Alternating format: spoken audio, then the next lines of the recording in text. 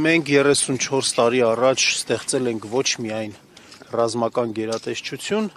այլև Հայաստանի Հանրապետության զինված ուժերի հիմնադրմամբ ցույց ենք տվել հայ մարդու վճռականությունը, անկախ եւ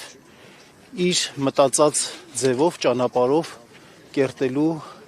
իր քաղաքական ընթացքը։ Մեր պատմություն է պետականության մասին, եւ մեր ժողովրդի դարավոր երազանքը եղել է անկախ պետականություն ունենալը եւ պահպանելը, իսկ բանակը այդ անկախ պետականության պահպանման երաշխավորն է եղել։ Մենք այսօր ունենք մեր երազած բանակը եւ մենք մեզնից յուրաքանչյուրս ամեն ինչ պետք է անի մեր բանակի կողքը լինելու։ Հայաքվե ազգային քաղաքացիական միավորումը ունի իր տեսլականը հայոց բանակի զարգացման, հզորացման, մեր անվտանգության վերաբերյալ եւ համապարփակ անվտանգության հայեցակարգի կյանքի կոչումով մենք նորից հնարավորություն կստեղծենք ոչ թե մեր խաղաղության թեման մանիպուլացնել ինչ-որ փաստաթղթերով,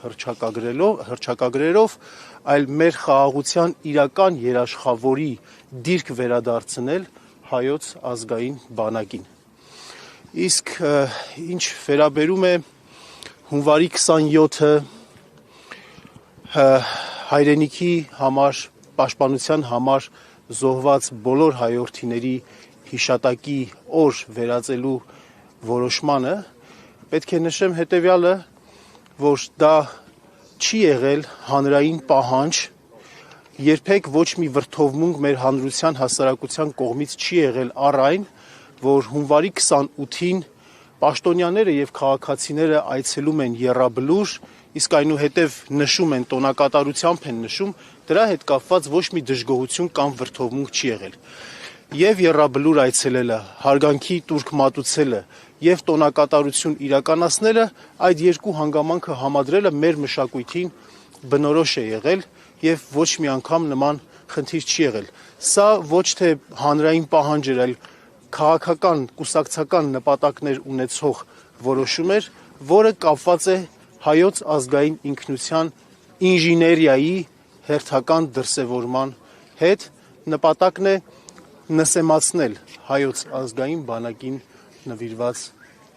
օրը եւ այդ տոնը։ Տեսեք, ներողություն, երեք Նիկոլ Փաշինյանը եւ Վահագն Խաչատուրյանը, Սուրեն Պապիկյանը, ներքին գործերի նախարարը եկել էին վաղ առավոտյան Եռաբլուր, սակայն զոհվածների հարազատներին չեն մոտեցել, Արցախի կանչը հուշակոտ հողի մոտ ծաղիկներ չեն խոնարհել։ Ձեր կարծիքով ի՞նչն է պատճառը, երբ նման օր են հայտարարում, սակայն անգամ ծնողներին չեն մոտենում։ Որովհետեւ նրանք հասկանում են, որ բարոյական ոչ մի աղերս առնչություն չունեն այն խորհրդի հետ,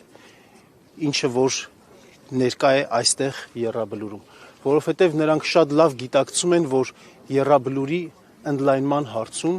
իրենք կրում են անմիջական պատասխանատվություն եւ իրենք խուսափում են ճակերտյալ սյուրպրիզներից մոտենալով մեր նահատակների ծնողներին, որովհետև հասկանում են կամ գիտակցում են, թե ինչ խոսք կարող են նրանց ասել։